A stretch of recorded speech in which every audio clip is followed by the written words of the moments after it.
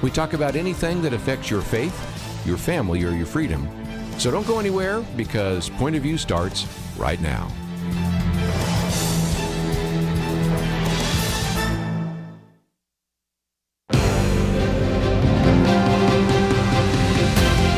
Across America, live. This is Point of View.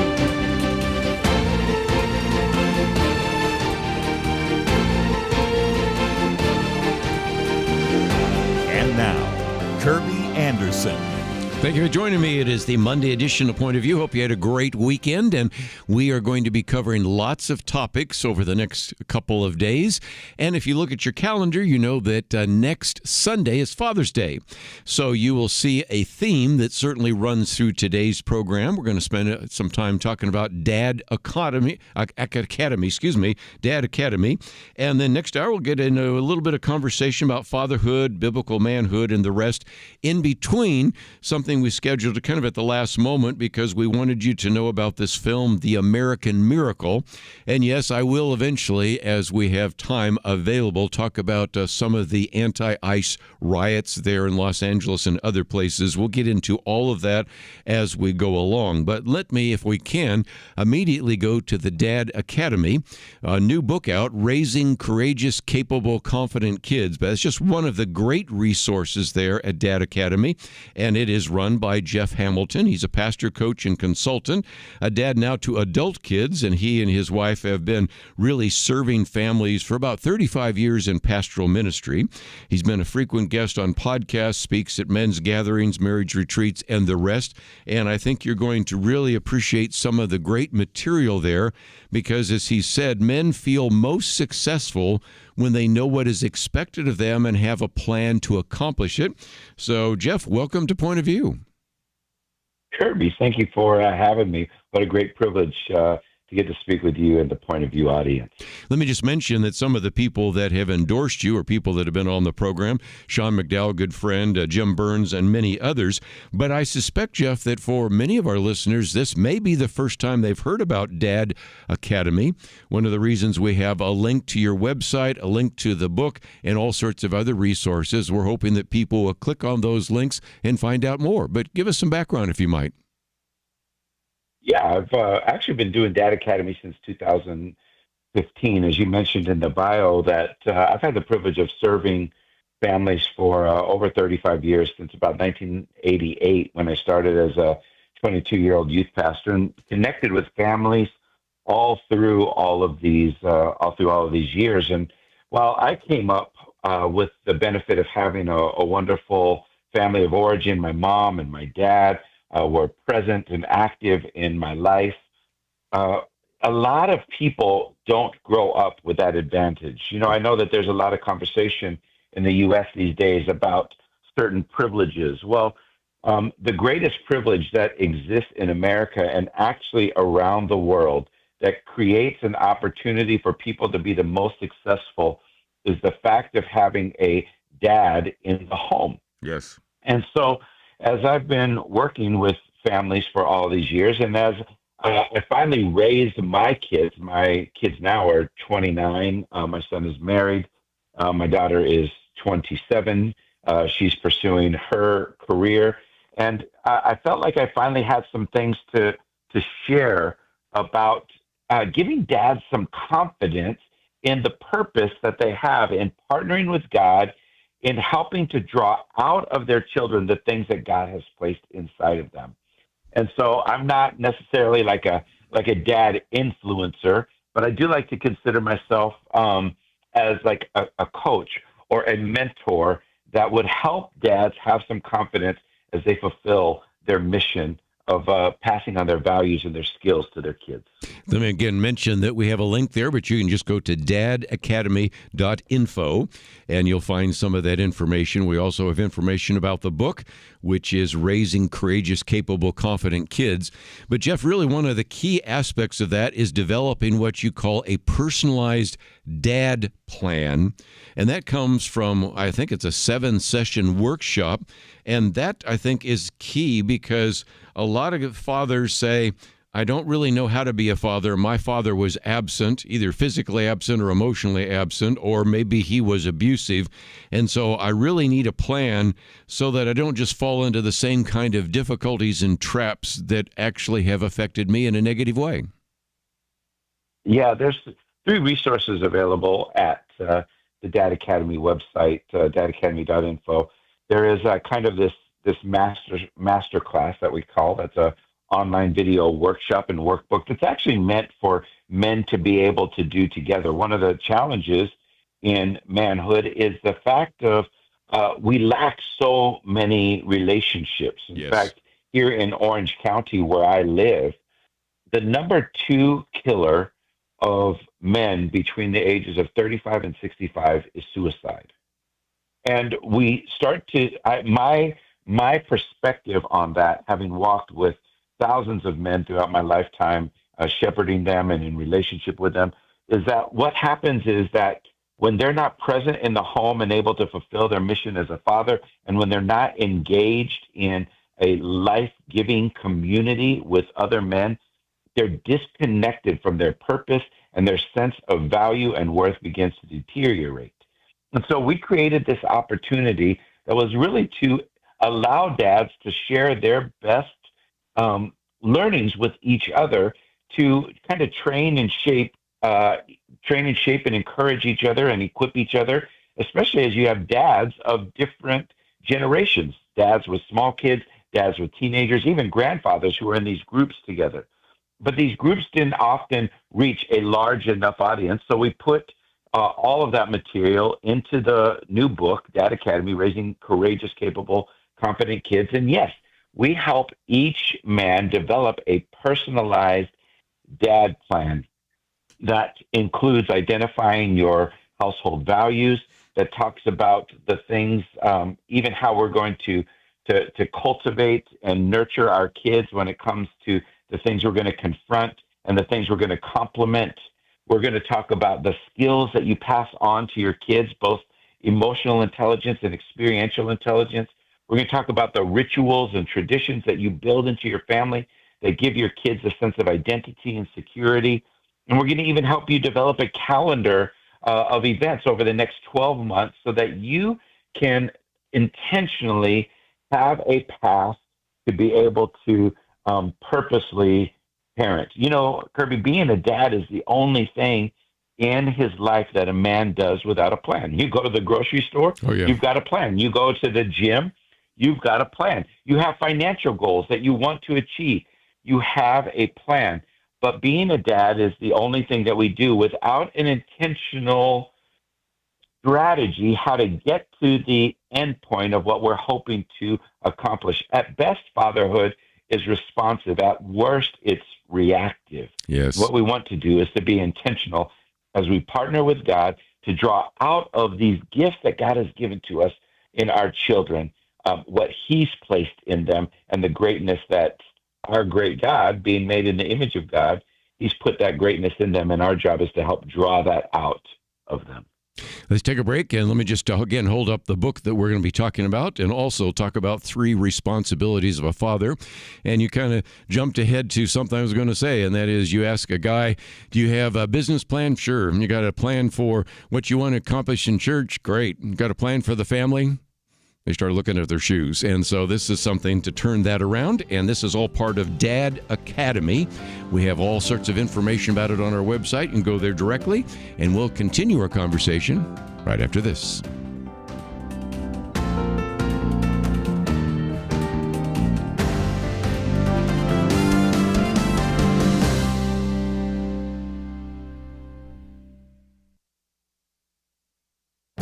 This is Viewpoints with Kerby Anderson.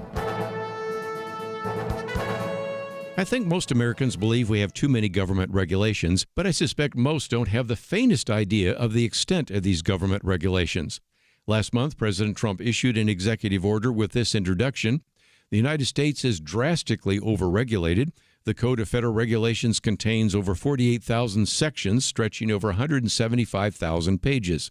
Far more than any citizen can possibly read, let alone fully understand.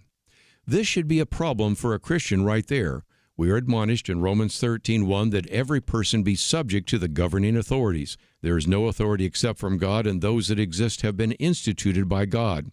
How can I possibly obey the government when it is clearly impossible for me to know and thus obey all the laws on the books?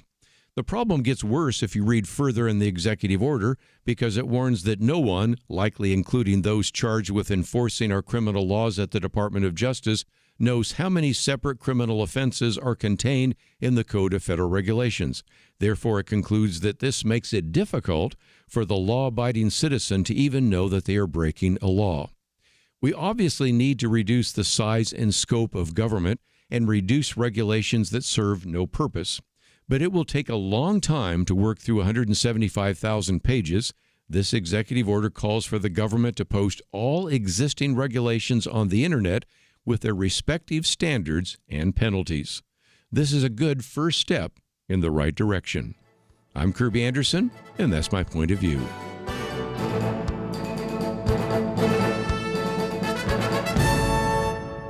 For a free booklet on biblical reliability, go to viewpoints.info/biblical reliability. Viewpoints.info/biblical reliability.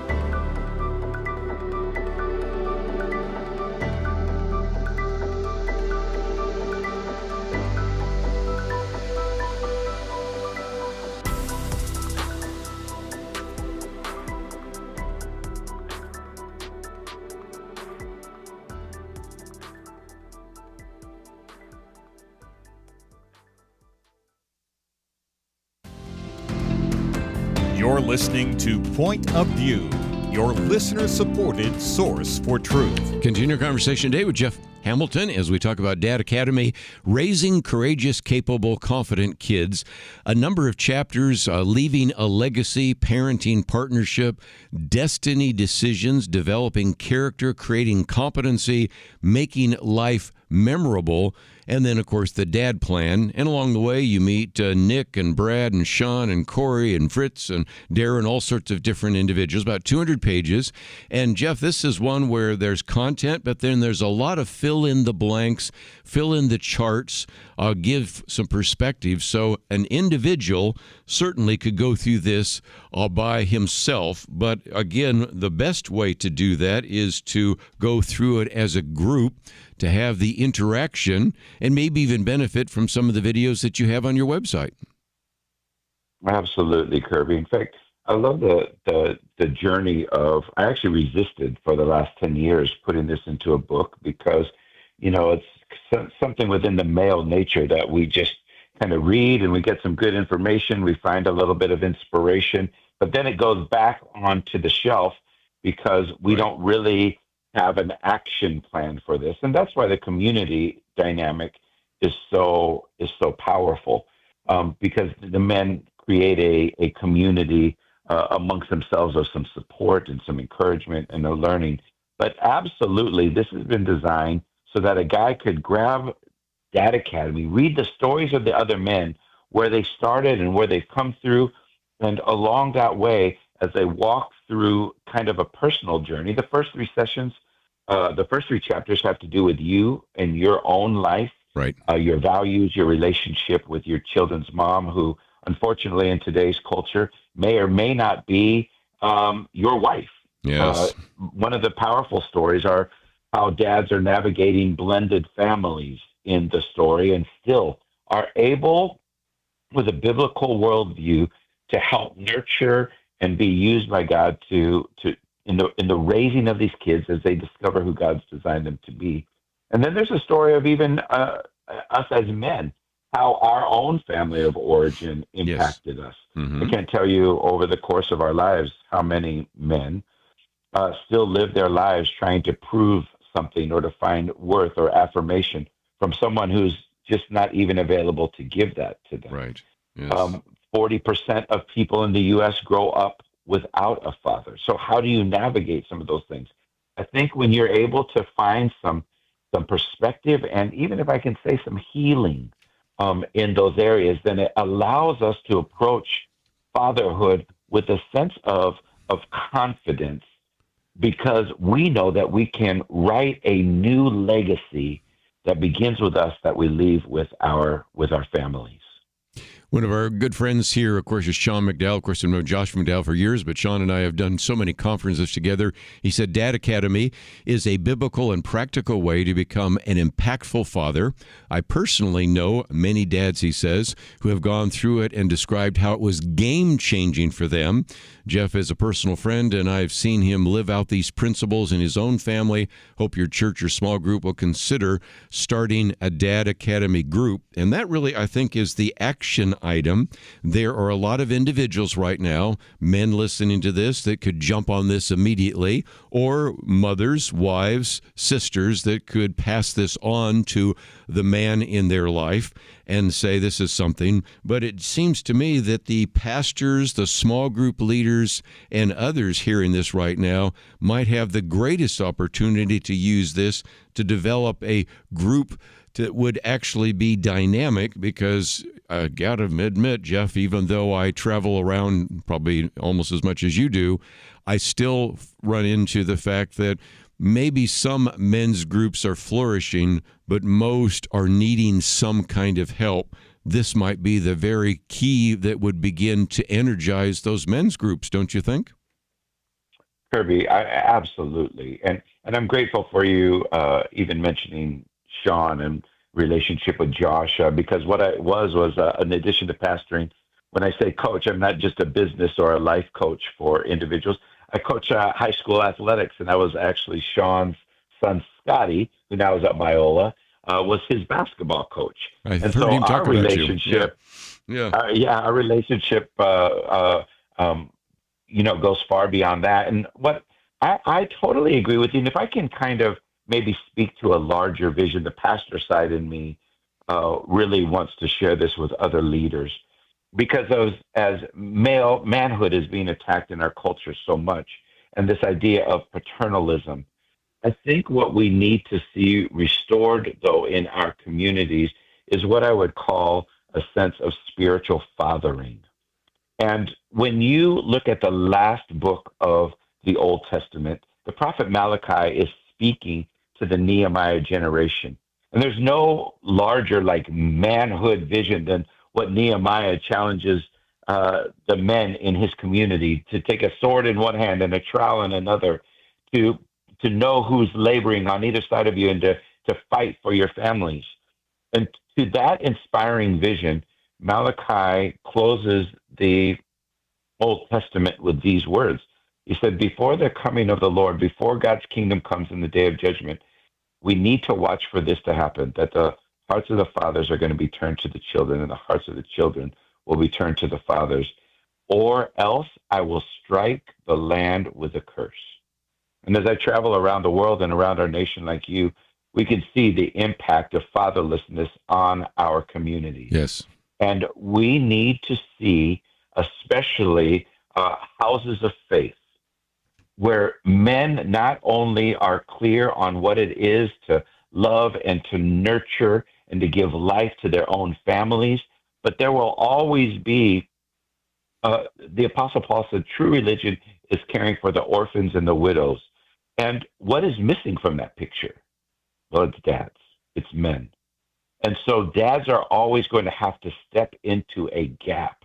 And if we can create within our churches, within our communities of faith, a community of fatherhood, because the greatest joy that I have, as I was talking about my relationship with the McDowells, is having been Scotty's coach and getting to come alongside Sean and Stephanie as they raise their children. Now I'm a trusted part of their life that's affirming their values and able to step in as an invited participant to help join with them to see God's will fulfilled in their children.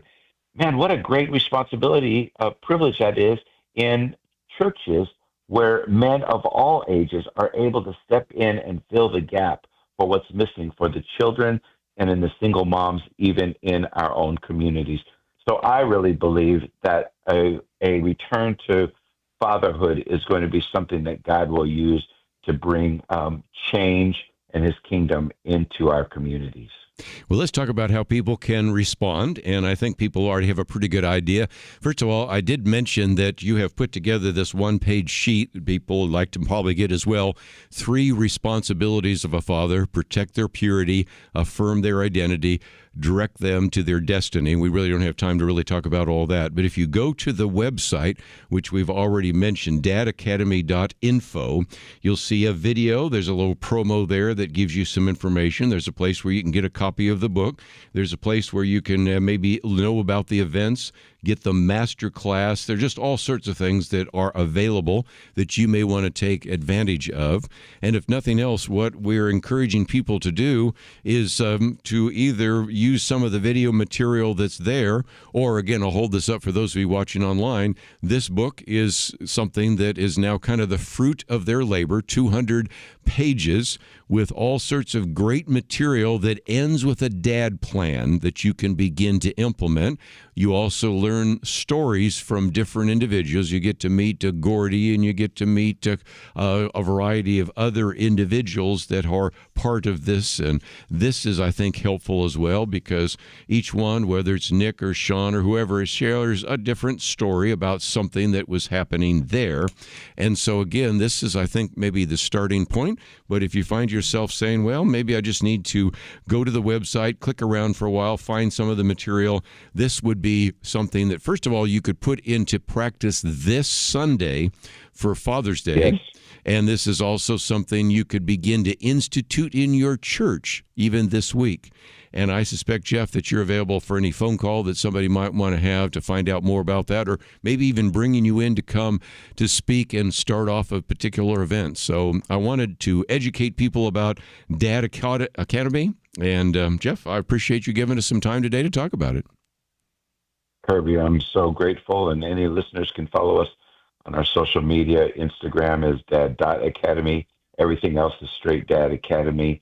And I'm grateful. Thank you for what you do and for who you are. Might just mention, too, if you just click on his picture, we do have the link to X and to Facebook as well. So all of it is there. When we come back, we're going to talk about a new film. Later on next hour, we'll talk about dads again. We'll be right back. At Point of View, we believe there is power in prayer.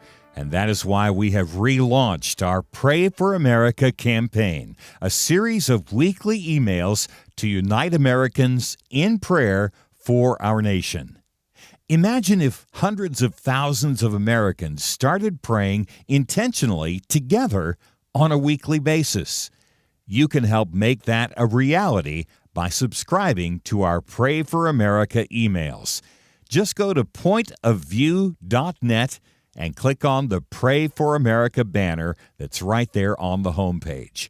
Each week you'll receive a brief news update, a specific prayer guide, and a free resource to equip you in further action. We encourage you to not only pray with us each week, but to share these prayers and the resources with others in your life. Join the movement today. Visit pointofview.net and click on the banner Pray for America right there at the top. That's pointofview.net. Let's pray together for God to make a difference in our land. Point of View will continue after this.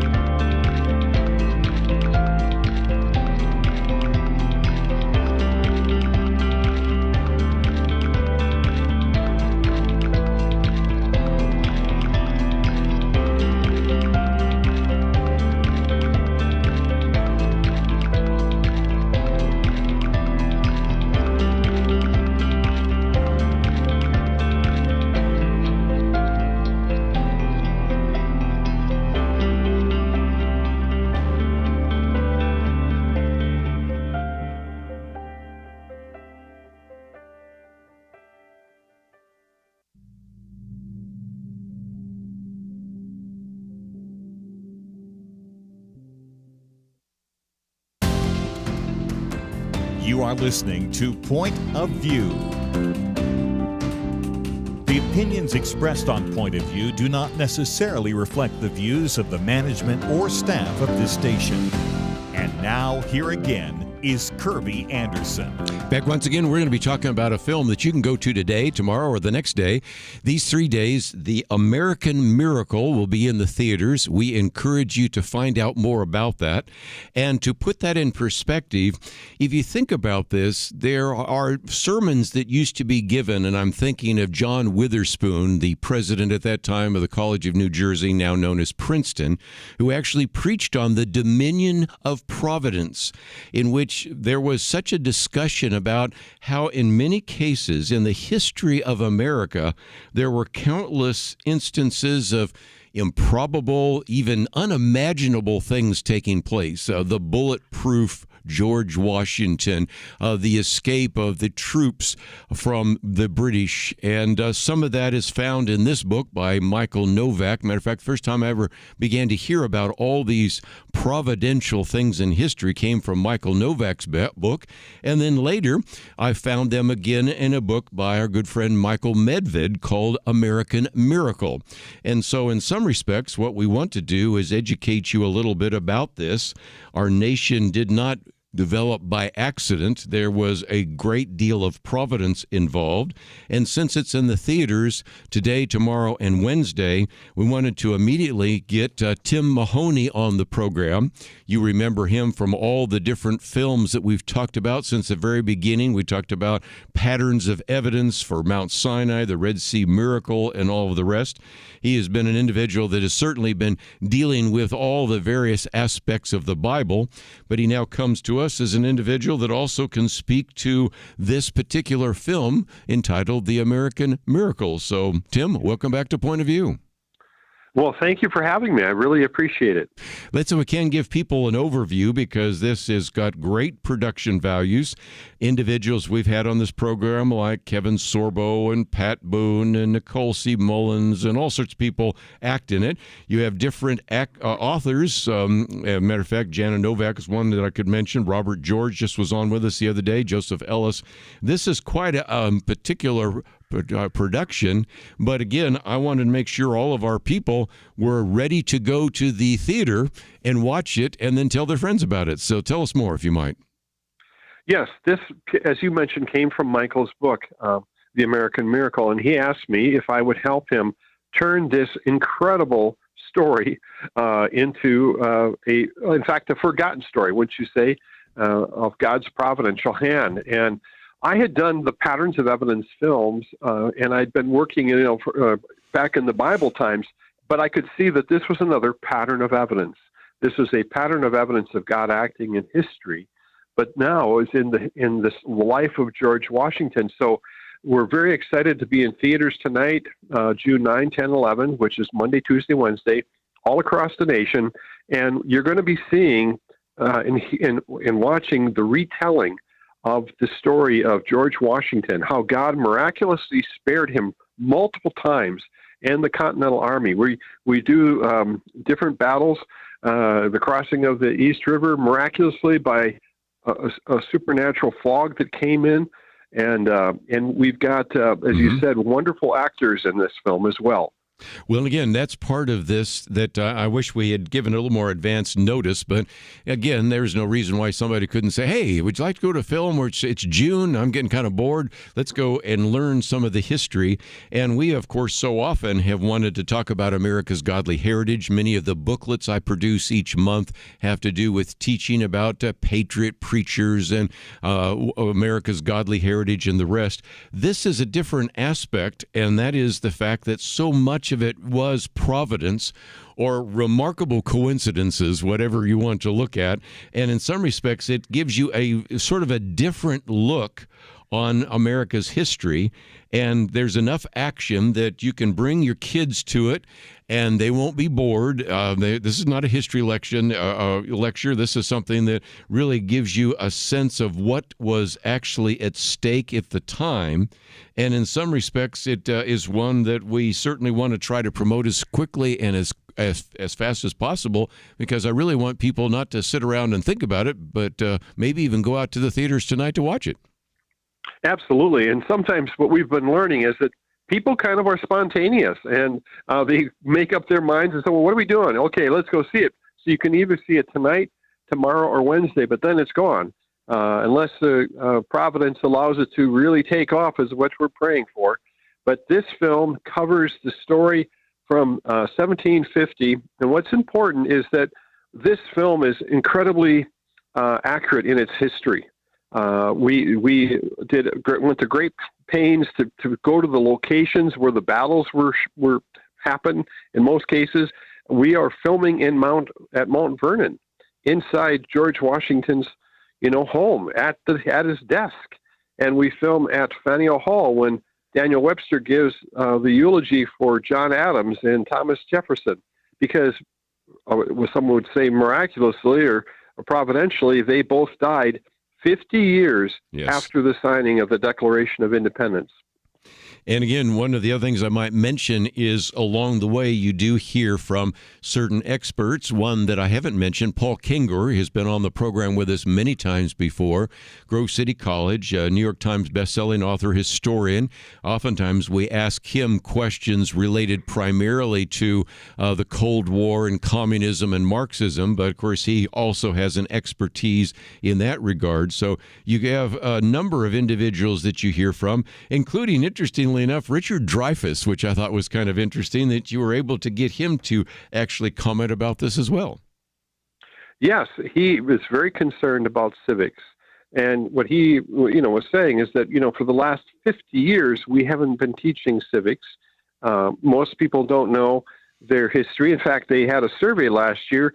3,500 college students were surveyed, and 70% of them would not be able to make a citizenship test.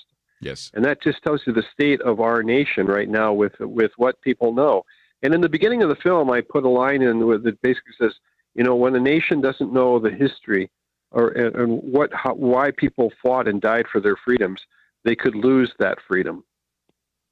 One of the things I thought was interesting is you can go to find out tickets, and I just plumped that in there and found 20 different theaters where this is being shown, so you can certainly check that out. So if you are located in a place where you have movie theaters, and I know there's some of you that are out a little bit more in distance from the cities, but most of you can probably be able to see it. That's the first thing I want to encourage you to do, to book those tickets. But let's, if we can, Tim, talk about something we've done so often with your films, Patterns of Evidence, and that is there's a place for group tickets. And I'll confess that almost every one of your Patterns of Evidence films have been one where my Sunday school class have actually bought out one of the theater locations so that we could all gather together, watch the film. Then sometimes we would go and maybe have dinner together or whatever and talk through the implications of the Red Sea miracle or the Moses controversy or the whole issue of whether or not we have the right timeline for the Egyptian pharaohs and things like that. This would be, again, another great conversation starter that you could have with some of the kids. And right now, most of them probably aren't in school or just getting out of school. This would be just a great way to engage in that civics lesson that sometimes isn't actually taught very effectively in the public school system today. Yeah, that's right. And, this film, we went to the Homeschool Legal Defense Association, HSLDA, I think it is, and they've endorsed it, and Dr. Ben Carson is actually going to give the opening comments in the film. And people can get their tickets right now if they go to American Miracle Movie, AmericanMiracleMovie.com. They can get their tickets, find a theater near them, as you said. And there's also for churches that are not near a theater, there is they can go to Fathom Events and find out about the church, possibilities there. If you're out in the rural area, that's a possibility. But we're encouraging everyone right now. By the way, I don't know if you knew this, but last week on June 4th, we premiered it, had a red carpet premiere at the Kennedy Center for the Performing Arts. And it was quite the evening. Pat Boone came and Kevin Sorbo and Libby Smallbone, the little sister of King and Country. And we just had an amazing event. Paul Kengor was there and Michael Medved. And so we just really want people to know about this film, because this is telling a forgotten story. And we've had people that, knew the past, but they didn't know all of this. And they said, this is an incredible film.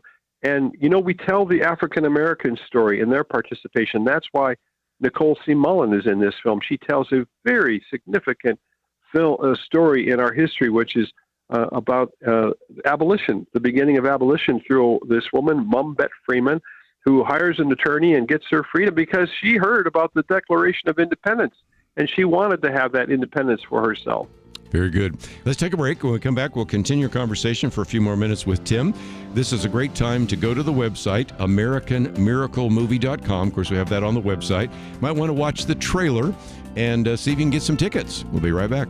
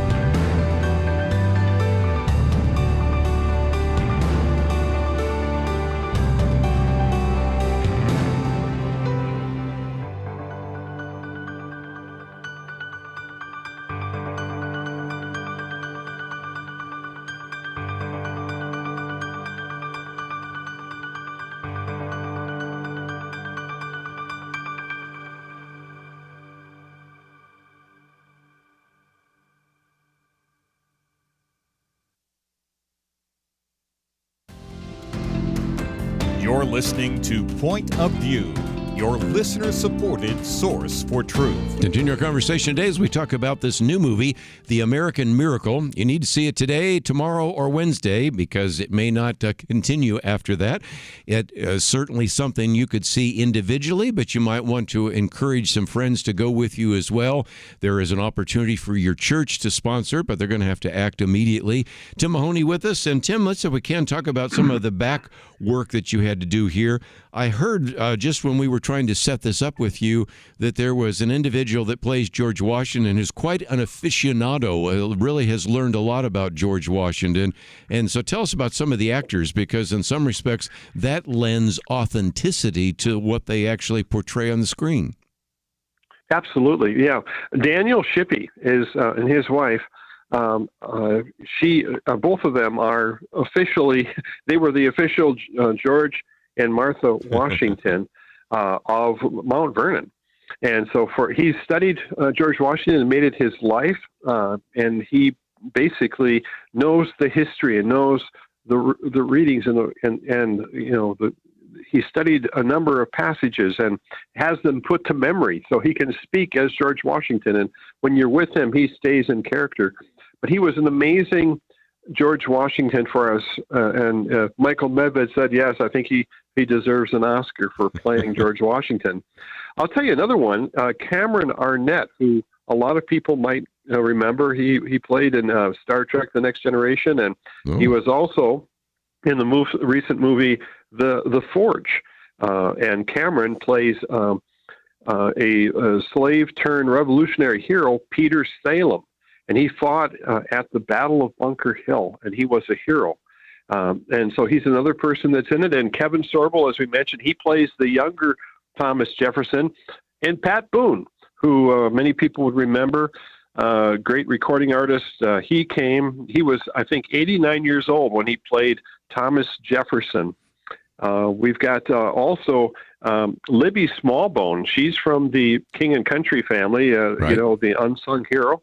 And she has her role, and she's a villain in the movie because she takes a hot burning shovel and hits her slave out of anger, and played by Nicole C. Mullen. And Nicole just did an amazing job. And we've got another actor, Ben Davies, who's been in many films, Courageous and Overcomer and War Room. He plays the New Jersey militia commander, John Nilsson. And we're telling the story all the way from 1750 with George Washington, when he was a young man, where he was shot at. We mentioned he's in the battle where all the British officers are shot or injured. There's about 80 of them, but he's the only one that survives. He had 4 bullet holes through his clothes. His hat was shot off, and 2 horses were shot out from underneath him. And we reenact that at the very location that the battle happened.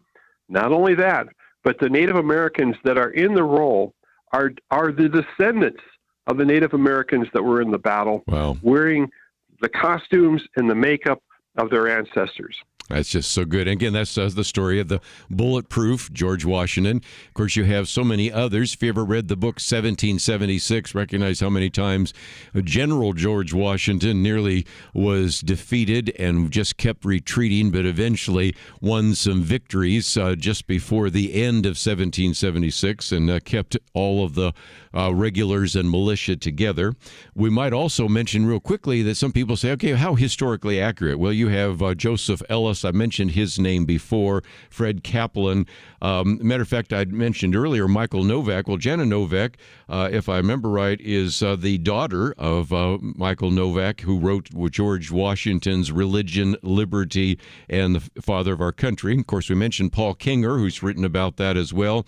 And, of course, we've had more recently Robert George, who is a professor at Princeton, including even an individual we have on this program with some regularity, Stephen Meyer, who isn't necessarily known as much for history, but is the head of the Discovery Institute Center for Science and Culture and provides some of those perspectives as well. So you have a star-studded cast of actors, but you also have some very credible historians and individuals that have studied this. So just as you have tried to dig into patterns of evidence in terms of Moses and the Pharaoh and the Dead Sea and the crossing of the Red Sea and Jericho and all of those kinds of things, so also you've been able to dig into that as well. So just before we let you go, let's again talk about what people can do. The theaters right now are actually showing, even at this hour, I found some of them actually showing these films, right, even as we're broadcasting here. And if you type in your particular zip code and do a search, you will then be able to search for June 9th, 10th, and 11th and see what particular theaters are available, and that is a way in which you can do that. if there is an interest in maybe getting your whole Sunday school class together, maybe you and your extended family, they're a place for group tickets. And you also mentioned the opportunity for churches maybe in the rural area, because I know we broadcast out in some of those areas too, that would be able to still show this as well. So again, the key, I would think, is going to AmericanMiracleMovie.com.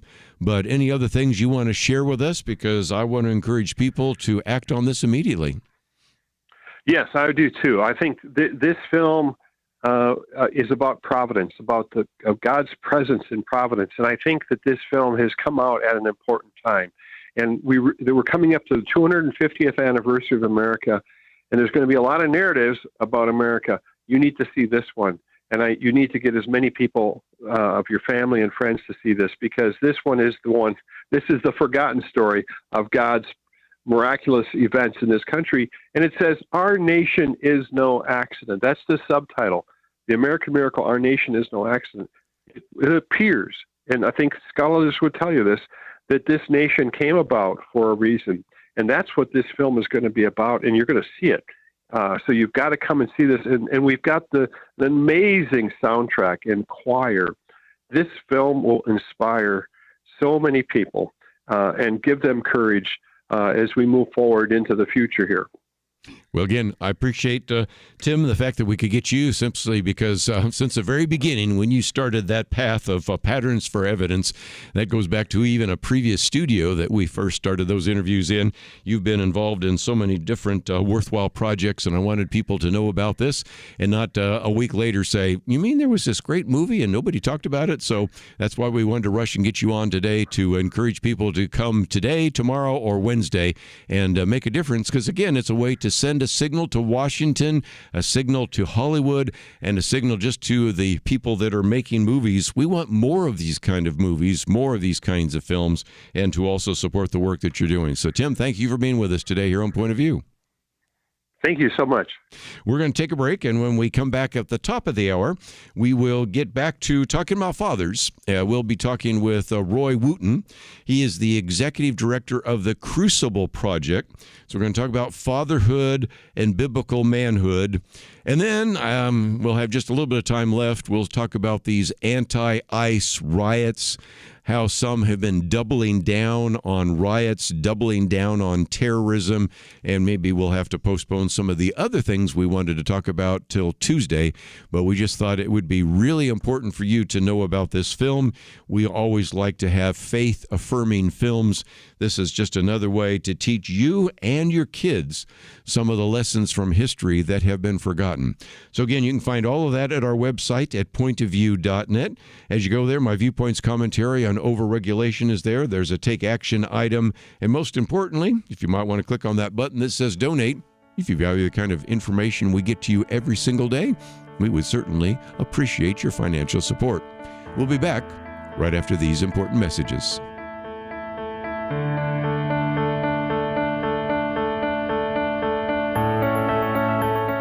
In 19th century London, two towering historical figures did battle, not with guns and bombs, but words and ideas. London was home to Karl Marx, the father of communism, and legendary Baptist preacher Charles Spurgeon. London was in many ways the center of the world, economically, militarily, and intellectually.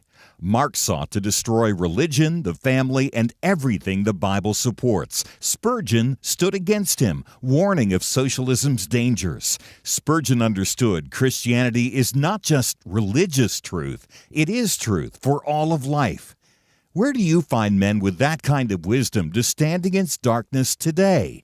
Get the light you need on today's most pressing issues delivered to your inbox when you sign up for the Viewpoints commentary at pointofview.net/signup. Every weekday, in less than 2 minutes, you'll learn how to be a person of light to stand against darkness in our time. It's free, so visit pointofview.net/signup right now. pointofview.net/signup.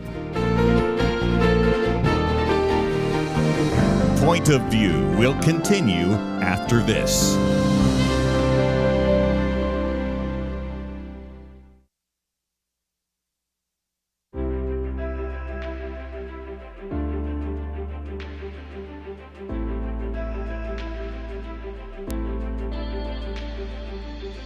I do appreciate Point of View and what you folks are doing. You really are doing a great job to educate and to help Christian folks do a better job to honor Christ in all that we do. My husband and I are your supporters. We just really appreciate the show and the people you bring on. I just want to commend you guys on your program. I love listening to you. It's a blessing. Been listening to you for several years. Your program has helped my family see current events and elections and politics through the eyes and the principles of Scripture.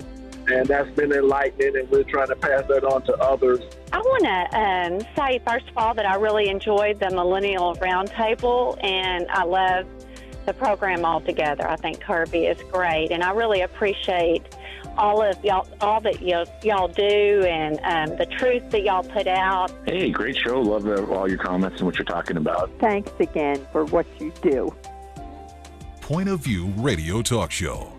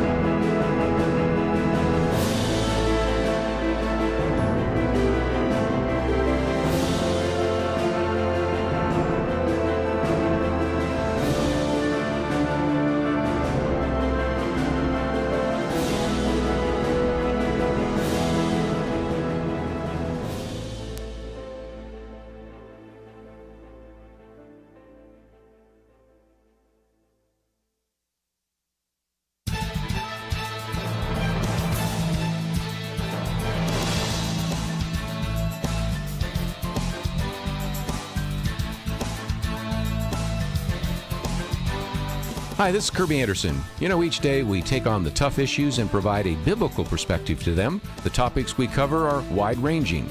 Apologetics, theology, prophecy, creation and evolution, intelligent design, marriage, family, child-rearing, the millennial generation, trends in society, politics, economics, business, religious liberty, the Constitution, public policy, foreign policy, military policy, tensions in the Middle East, abortion, homosexuality, pornography, sexual ethics, media, technology, history, and America's godly heritage. We talk about anything that affects your faith, your family, or your freedom. So don't go anywhere, because Point of View continues right now.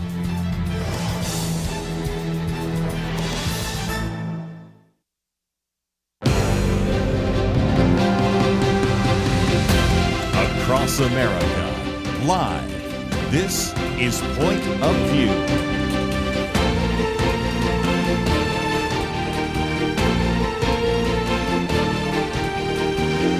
And now, Kerby Anderson. Second hour today, and of course, as we talked about in the first hour with Father's Day coming up, we spent some time talking about the Dad Academy.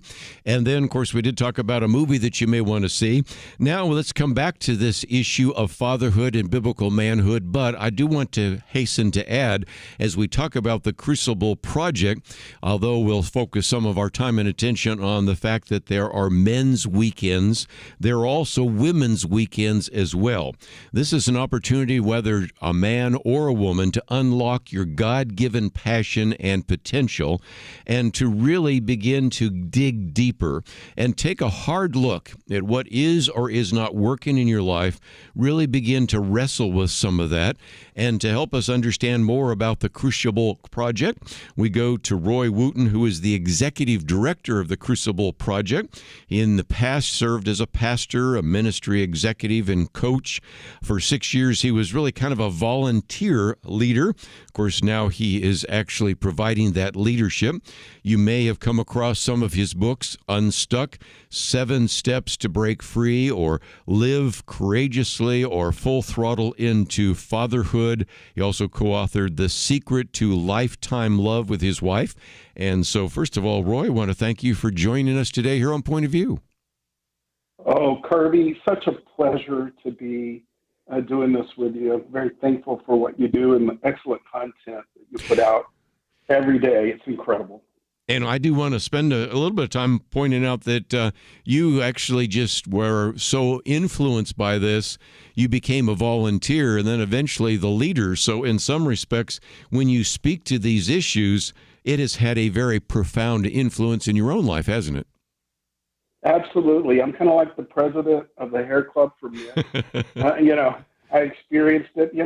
My brother-in-law called and said they're doing something incredible at the Crucible Project to really wake men up. When Promise Keepers was a mile wide and an inch deep, this is a really go deep retreat, and you ought to go check it out. So I thought, I'm going to hop in. And, life was good for me. I was leading a successful Christian ministry counseling centers there in Houston, and adoring wife of, I think it was probably 25, 30 years at the time, and 2 kids who adored me, and we had great relationships. And I went to the weekend, and by the first break on Friday night, I looked at some of the buddies that I had recruited to go with me and said, this is what we've been looking for. This will wake men up. What happened was some things from my childhood that I had done some Christian counseling with early in my life and my adult years kind of showed up as still unresolved.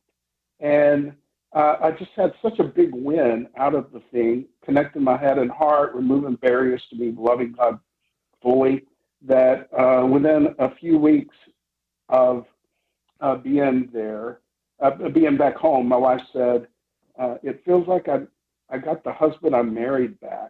Wow. And so there was just some big connection there. And I left there believing, not only in my head that I was going to heaven, which I'd believed since I was 10, that I was, had received God's grace, but also in my heart and in my body, and every cell of my body actually received God's love and grace on this weekend. So it was powerful enough. I told the founder of Crucible on Sunday at lunch of the retreat, I want every man in my life to experience this?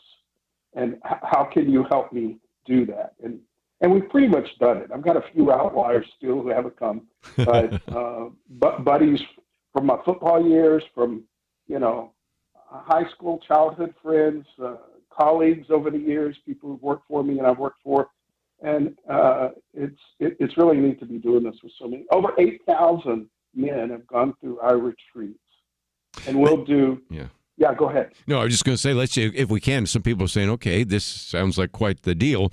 You've oftentimes said that this is not for the faint-hearted, and it is a place where some people say, well, I've been to retreats before, and obviously your enthusiasm shows that this is a little different than the typical spiritual retreat over the weekend. And in some respects, can you give us a little bit of an idea of what that looks like? Because I think some people might say, well, just based on your own testimony alone, I might want to sign up. But what does that entail? Yeah, so Friday night, beginning at 7 p.m., wherever we are, we'll do 60 of these in the next 12 months in 16 locations in the U.S. and 4 other countries. From the time you show up on the camp, wherever it is, at 7 o'clock on Friday night, it's just a series of experiences that really helps you take a look inside at what's working and not working, and then gives you an opportunity to really wrestle with God around it. We use Jacob's story as kind of the backstory of what we're doing. Jacob grew up in a home where his twin brother was loved more by his dad, Scripture says. And so he got really manipulative. We think maybe, Scripture doesn't say it, that he wondered if he was good enough. He wondered if he was really loved. And he manipulated his brother out of his birthright, his father out of his blessing, and he ran away.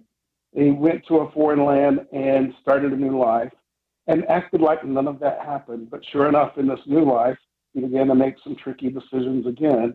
And his brother-in-laws and his father-in-law, who were in the business with him, found out about it. And so he left in the middle of the night with his family and all of his assets. And God meets him alone on the brook of the Jabbok and gives him a chance to own it, gives him a chance to wrestle with him about it, and gets a blessing. He walks differently from that day forward for the rest of his life, so much so that his brother, who had been coming with 600 men, doesn't kill him, but blesses him. And in fact, a whole nation, a whole people group are called after his new name, Israel. Yes. So our weekend gives men a chance to take a hard look at what's working and not working, the things from way back when and the things more presently, and also to own that with God, and we give them a wrestling-like experience around those things so that they can leave and walk in a totally new way. Let me just again mention that we have a link to the website, thecrucibleproject.org. You don't even have to spell all that out. Just click on the button. The menu then takes you to a men's retreat, a women's retreat. There's a place for groups. There's a place for coaching. And again, you can register for one of those and certainly find out more. There's a place where you can contact them if you'd like to know more information. And maybe during the break, there is a video that you can watch. It's only going to take about a minute of your time. You might want to watch that because it's the testimony from a few individuals, both a man and woman and another individual, talking about the impact that it's had in their lives. So that's just something I would encourage you to do maybe during the break if you want to go to the website, pointofview.net, or go directly to thecrucibleproject.org. When we come back, we'll talk about a little bit more of some of the details, what goes on there, what are some of the chronic issues and problems that men and women are facing, how can we begin to be free from that and focus on what is working and to leave behind things that are not working. So all of that information available at our website. Take a time to visit it during the break, and we'll be back right after these important messages.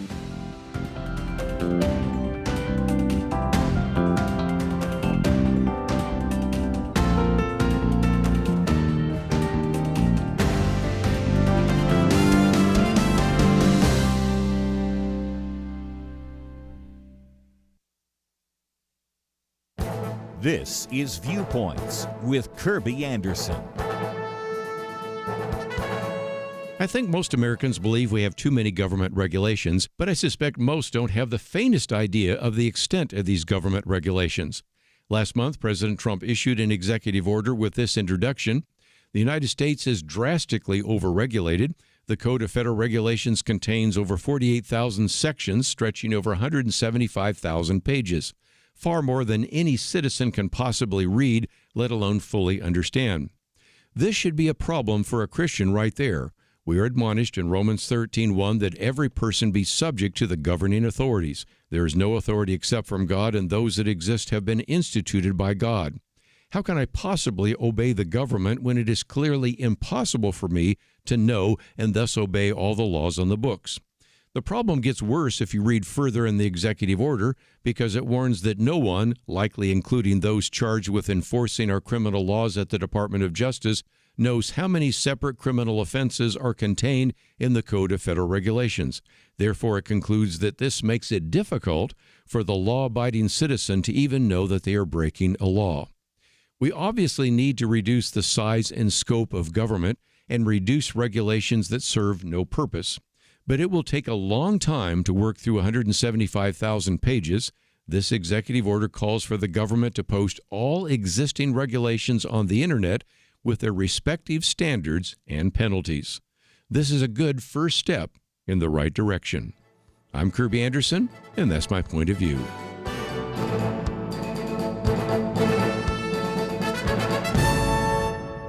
For a free booklet on biblical reliability, go to viewpoints.info/biblical reliability. Viewpoints.info/biblical reliability.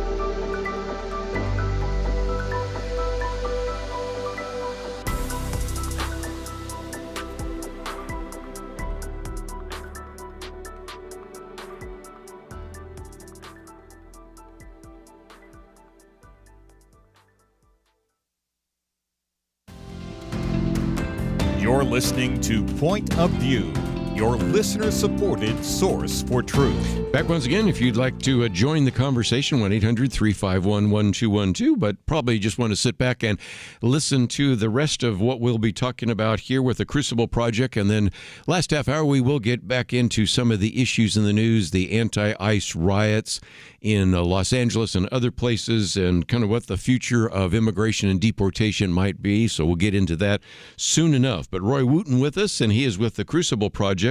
And you've given us a little bit of an idea of what some of the structure is, but can you maybe give us an idea of what some of the chronic or recurring issues are for men and women as you have these retreats? Yeah, I mean, it's a holy discontent that I have is how many men are doing life alone. Men are lonelier than ever before. A study just a couple of years ago said 1 in 5 men don't even have a single friend. 3 in 5 men can't name 5 or more friends.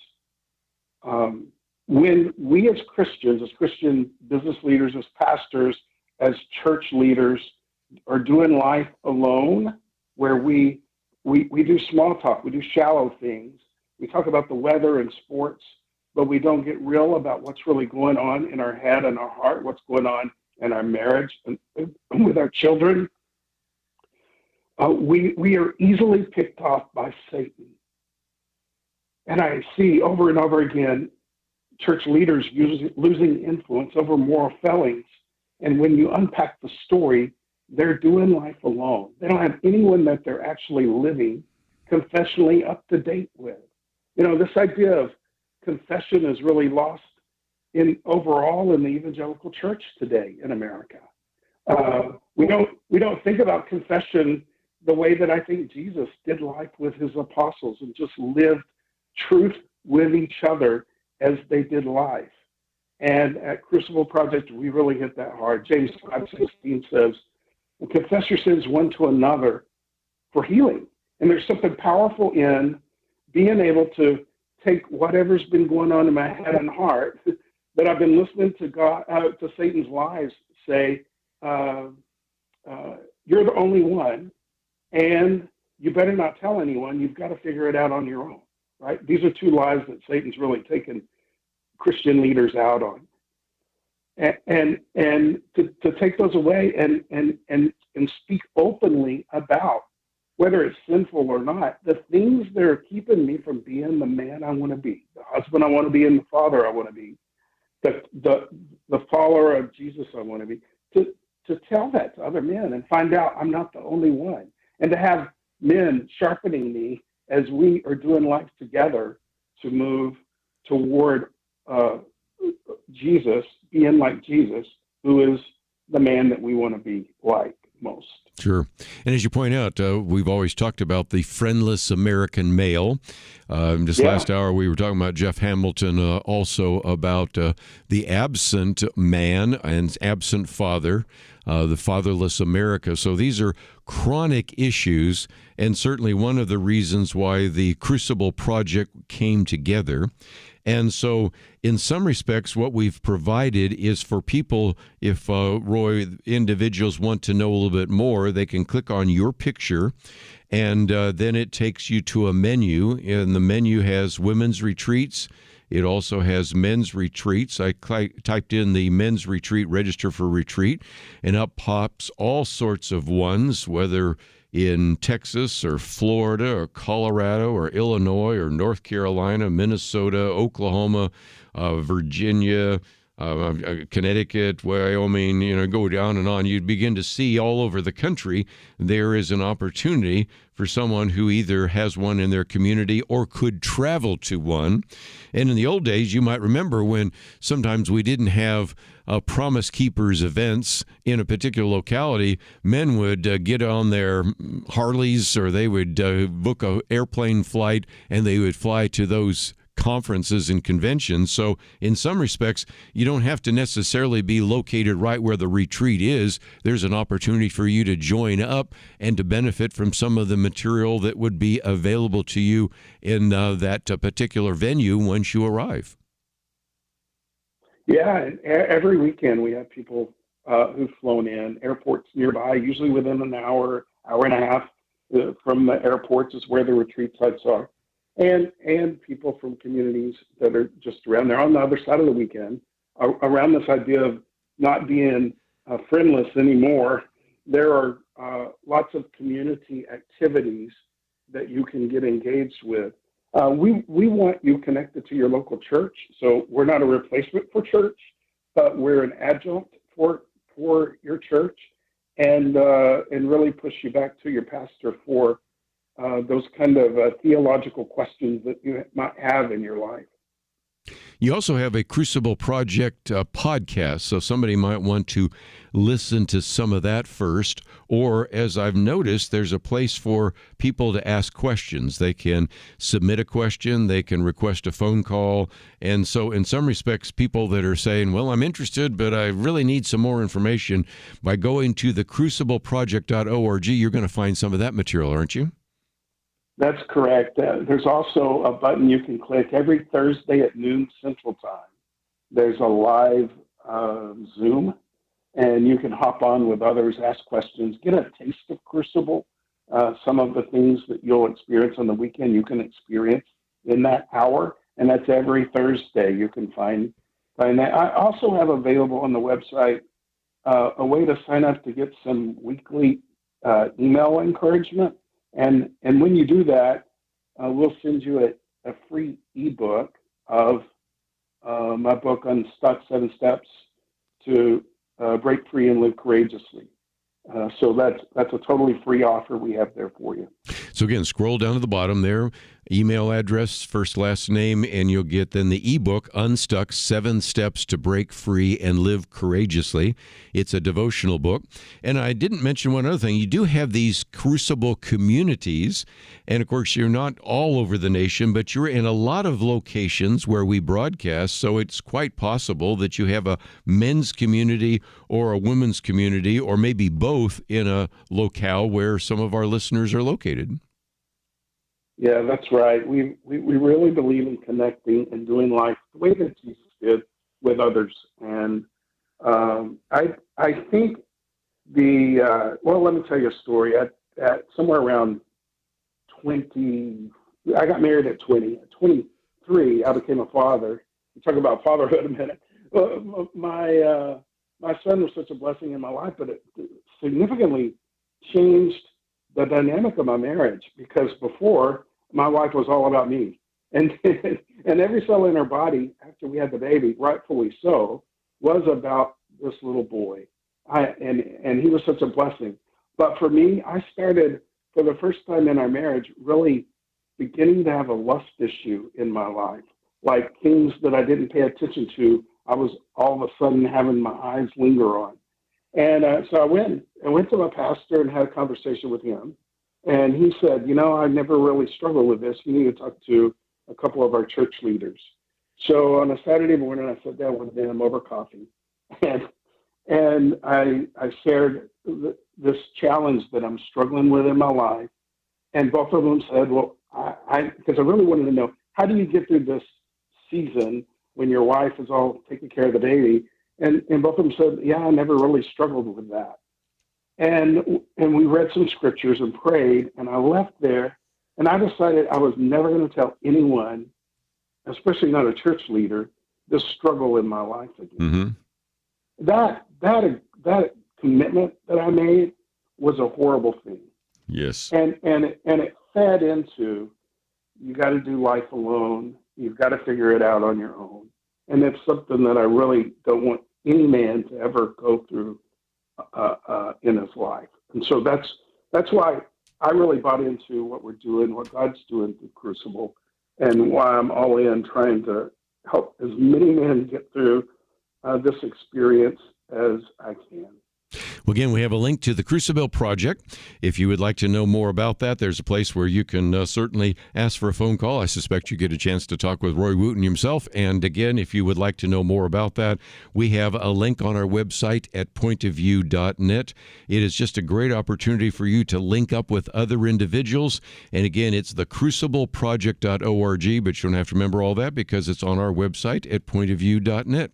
Roy, thank you for joining us. And let's, if we can, take a break. We come back. A lot of things in the news. We won't cover quite so many today as we normally do, but we'll do our best to cover a couple of the important stories.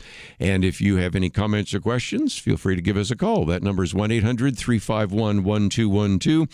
Most importantly, take the time to visit the website. Even during the break, you'll find some material that I suspect will help you, your family, your marriage, and help you to be a better man if indeed you are listening and are thinking about Father's Day coming up.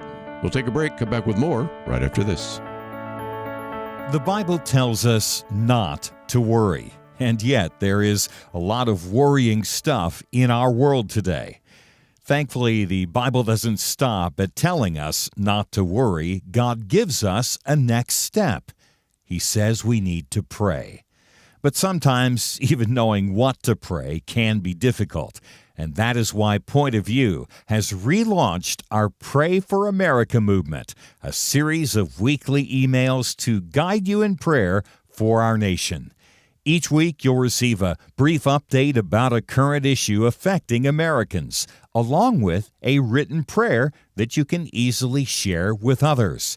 We'll also include a short free resource for you in each email so you can learn more about the issue at hand. Will you commit to pray for America? Go to pointofview.net. Click on the Pray for America banner at the top of the page to subscribe. Again, that's pointofview.net. Click on the Pray for America banner. Let's pray together for God to make a difference in America. Point of View will continue after this.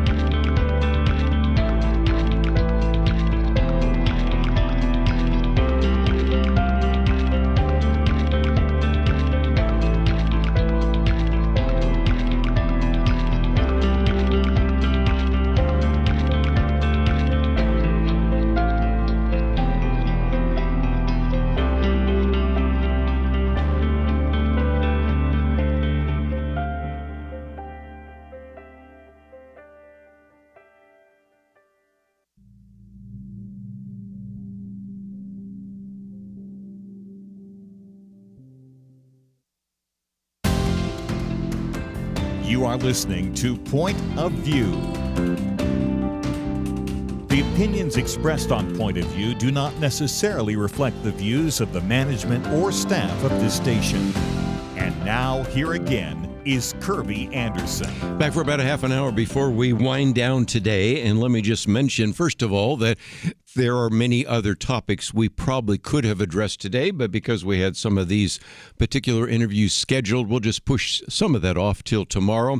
It's going to be a busy week, and even if we don't get to all the Supreme Court decisions coming down, we'll certainly have Kelly Shackelford and Jeff Mateer on Friday. We'll talk about some of that. Even if we don't get to some of these various issues in the news, of course, there's always tomorrow and the next day, so we'll do our best. But one of the things I thought I do want to focus on is the anti-ICE riots that have surfaced. And we'll just pick on Los Angeles, but you can find some other examples. Los Angeles has become kind of a flashpoint for a couple of reasons. First of all, it gets to a column that I'm going to post for tomorrow by Rich Lowry. Home Depot can't be off limits. A part of it, of the trigger of the anti-ICE riots, was a raid on the Home Depot, and then the false rumor of another raid at a different Home Depot. If all of a sudden pulling somebody who is here illegally, even if they're working at Home Depot or even if they're buying something at Home Depot, is off limits, you can see the problem. And the problem is right now, this got so intense that we actually had the president call out the National Guard. Now, there is the other issue, because the argument being made by the governor, Gavin Newsom, and by the mayor and others, is that this was an escalation. But I have in front of me here all of the you need to know. The Los Angeles police chief, McDonald, has asked if National Guard is needed, and his response was, this thing has gotten out of control. He says the rest that we've made pale in comparison to what will be made. And he says we have video of everything. We will find these individuals, arrest them all very aggressively. When you've had some of these Waymo cars, these are driverless cars, by the way, set on fire, and you have fires burning in the background, and then you have people from the so-called mainstream press or the legacy press say that these are mostly peaceful protests, you would certainly be forgiven for saying, haven't we seen this before? Remember the riots after, of course, and we can go to Rodney King, we can go to George Floyd. We've seen a few of these now in Los Angeles and other parts of the country. These, in some respects, are the same individuals that are now using this to riot. As one individual said, you know, it is kind of interesting. The coexist people, that'd be the people that have a bumper sticker that says coexist, are the people burning stuff. He says the rioters are angry that Donald Trump is enforcing immigration law by deporting people who are here illegally, specifically with raids in Los Angeles targeting businesses where individuals who are here illegally are suspected of working. And again, the border czar, Tom Homan, put it this way, this is about enforcing the law. And again, we're not going to apologize for doing it. Well, the writer goes on to say, yeah, but you got to understand on the other side, you can maybe understand why these rioters are upset. Now, he's putting his tongue in cheek a little bit here, because for decades they've gotten away with illegal border crossings. Millions of them reside in this country illegally, and if for a long time have been able to kind of live off of the doles that are provided by the federal government and the state government. And so they're asking an obvious question. Why is the government only now cracking down on them? Well, and as we've said before, new sheriff in town, Donald Trump campaigned on and promised to deport illegal individuals. This is not unexpected. This is not something he didn't say and then did a bait and switch. Anybody voting for Donald Trump knew that was going to happen, and now that it's been happening, the reaction perhaps is a little bit too late. And so as a result, how has the response gone? Well, if you already have heard me mention, the complaint from not only the governor of the state of California, but now a desire to file a lawsuit against the federal government is, I think, really beyond the pale. Think this through again. We are dealing with individuals who are federal agents. If you're a member of ICE, you are a federal agent who has been given the responsibility to go into communities. Yes, they're different states, different localities, but just because individuals in that state may sympathize with you being there illegally, and frankly may even sympathize with rioters who are willing to torch cars, assault cops, and lead what almost looks like an armed rebellion, doesn't forgive the action of the individual who is there trying to fulfill a federal mandate. And if the state will not protect you, the National Guard can protect you. And we already have the evidence from the Los Angeles police chief saying this just got out of hand. We cannot control this. It got out of control very quickly. So the argument now that this is a lawsuit that needs to be brought against the federal government, we'll see how it goes, but I'm thinking that the best it will go is maybe to find a sympathetic judge in a federal jurisdiction in California. But I think when it moves up to the appeals court and especially Supreme Court, that will certainly not stand. The other issue is that the argument being made is that there is an erosion of public trust. Well, think of the individuals who are talking about the erosion of public trust.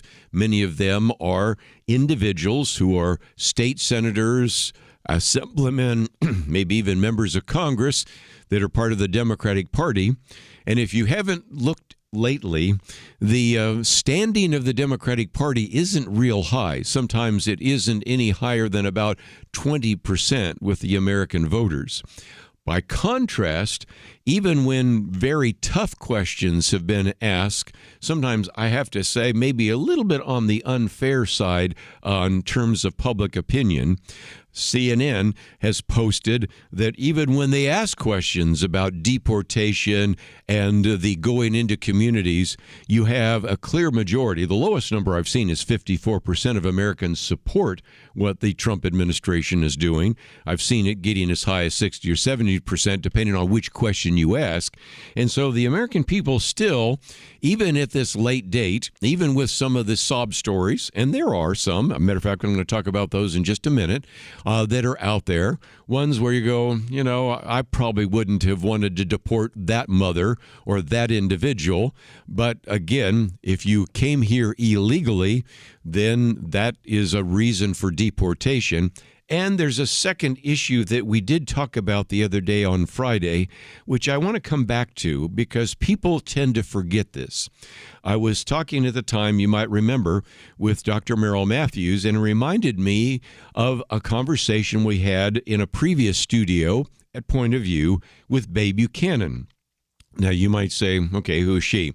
Well, she's the sister of Pat Buchanan, actually had a federal appointment, but she was one of those people back even in the 1990s who was pointing out the problem with illegal immigration because she was very concerned about the fact that if you came here illegally, this could always be held against you. So you could work for essentially slave labor. You could work in dangerous circumstances. There's no OSHA checking you out. And so in some respects talked about how it was mistreating the individuals.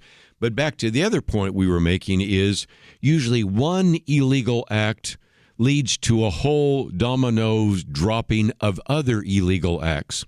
Because if you're here illegally, then to work, okay, you need to come up with a fraudulent Social Security card.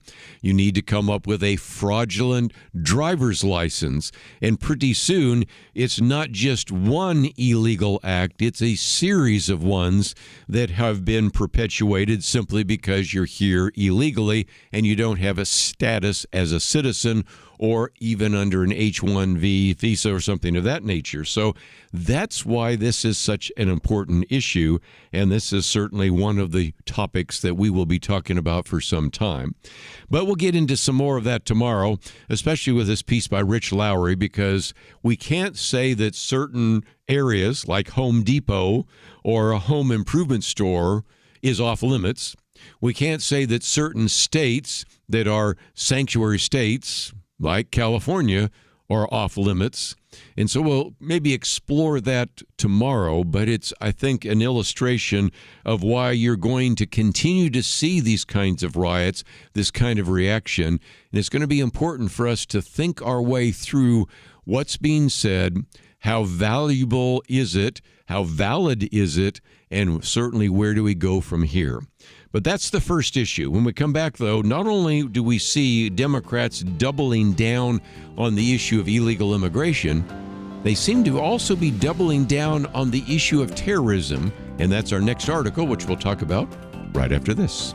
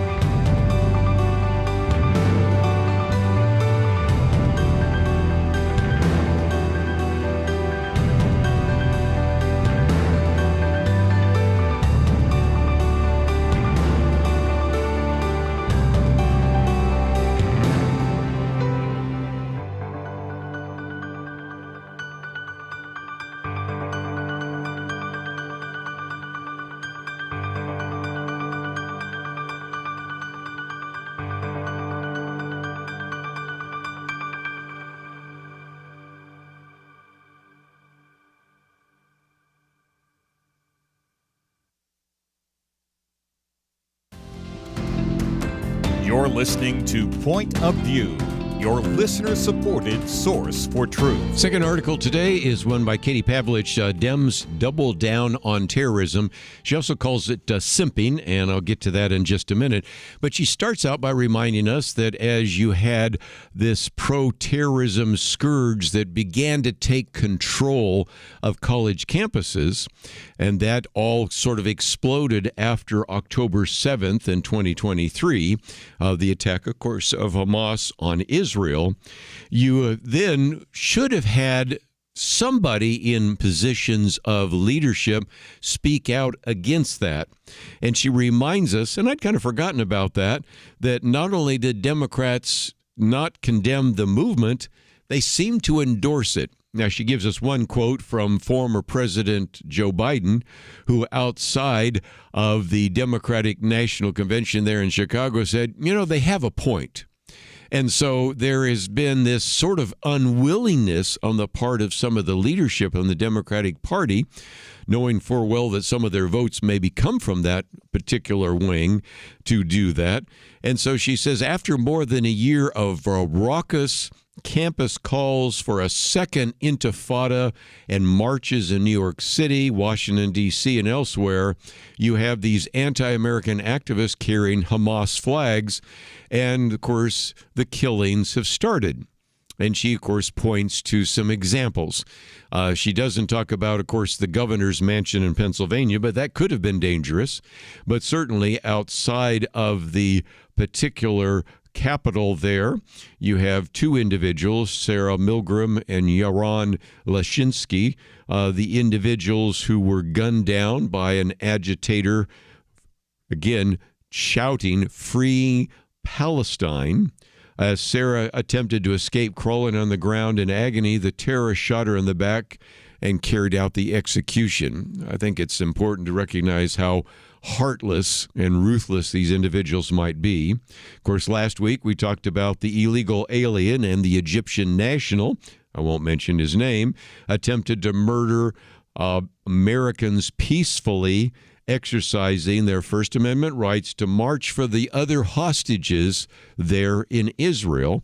And that shooting, or that attempt at burning, I should say, took place in Boulder, Colorado. Now, of course, what you had is the Trump administration sprung into action, charged him with a federal hate crime, ensuring that he wouldn't be let out of a local jail, because we've seen that happen before. Somebody is charged and then sprung by a sympathetic judge or something like that. And then the Department of Homeland Security swiftly moved to detain his family, who were all in the country illegally, so that they would be deported. So again, this is the post by Kristi Noem, the Secretary of Homeland Security. Today, the Department of Homeland Security and ICE are taking the family of suspected Boulder, Colorado terrorist and illegal alien into ICE custody. This terrorist will be prosecuted to the fullest extent of the law. We are investigating to what extent his family knew about this heinous attack, if they had knowledge about it, and if they provided support to it. And so that comes from Secretary Kristi Noem, who says, "I will continue to pray for the victims in this attack and their families. Justice will be served." So again, just to make her point, Katie Pavlich says, well, what was the response from the media? What was the response from Democrats and all the rest? And here is just one of their particular comments that was in USA Today. It says, quote, "Boulder suspect's daughter dreamed of studying medicine. Now she faces deportation." Talks about her name, moved to the U.S. hoping to study medicine. Then her father was charged with a hate crime and an attack aimed at peaceful Jewish protesters. In the first paragraph, she says, USA Today admitted that the family illegally overstayed visas, that the patriarch of the family actually lit Americans on fire with homemade bombs.